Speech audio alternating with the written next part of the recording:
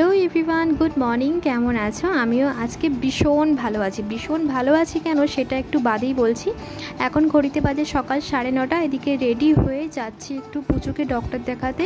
বিগত কিছুদিন ধরে একটু শরীরটা ভালো নেই, চোখ মুখ দেখে তোমরা বুঝতে পারবে। আর আজকে আমাদের এই রায়বেরিলিতে এতটা গরম পড়েছে, গাড়ির মধ্যে এসি চলছে, বোঝাই যাচ্ছে না যে এসি চলছে, এতটা গরম। বাইরে তো ভীষণ গরম, রোদ্দুরও দেখে বুঝতেই পারছো। আর এই উত্তরপ্রদেশের দিকে প্রচণ্ড পরিমাণে লু চলে। লুয়ের জন্য না শরীরে লু লেগে গেলে না আরও মানুষ অসুস্থ হয়ে পড়ে। আর আমারও বিগত 2-3 দিন ধরে শরীরটা ভালো নেই। চোখ মুখ দেখো বুঝতেই পারছো, বসে গেছে।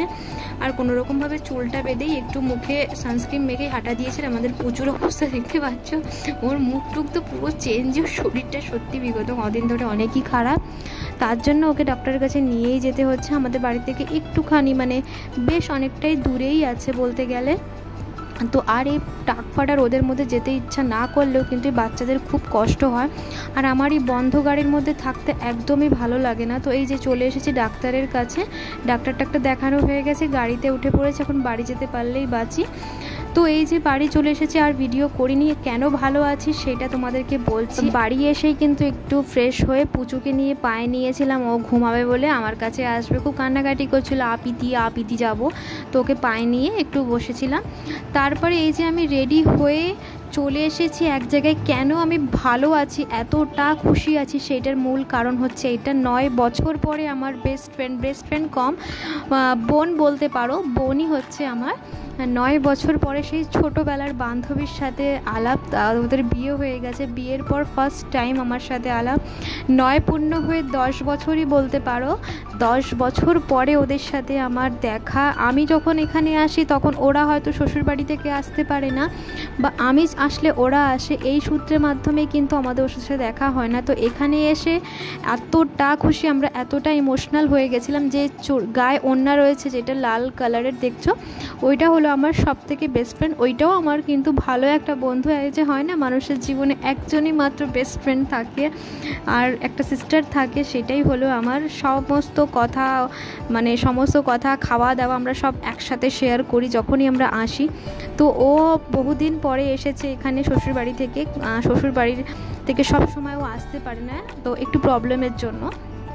তো আমরা এসে একটু এখানে খাই বলতে একটু মিষ্টি নিয়ে আমি একটু ফাজলামিটা বেশি মারছিলাম, যে ওদেরকে জোর করে খাওয়াচ্ছিলাম। তো ওইটা নিয়ে আমরা খাই করছিলাম। আর আমার যে বেস্ট ফ্রেন্ডের ওই একটা ছেলে আছে, আর আমরা এদিকে হাসাহাসি করতে ব্যস্ত, ওইদিকে বাবু মশাই কিন্তু খেতে ব্যস্ত আছে।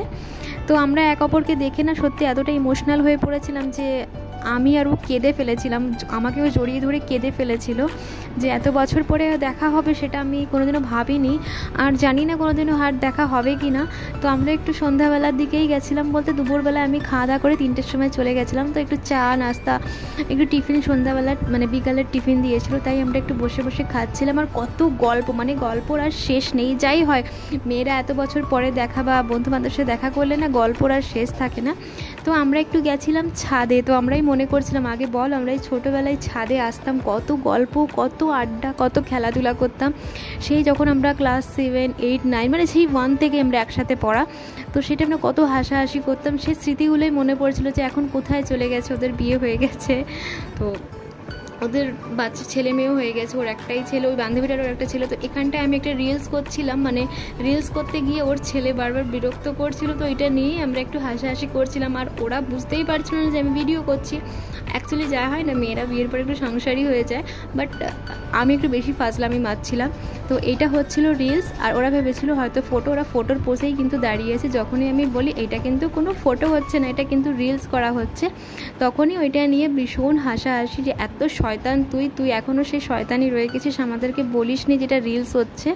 তো ওইটা নিয়ে আমরা একটু আড্ডাআড্ডি করছিলাম। তারপরে সন্ধ্যা হয়ে গেছে। আর এক যে বান্ধবী ছিল নেহা বলে, ও এবার চলে যাবে বাড়ি, ওর বাড়িটাও একদম পাশেই।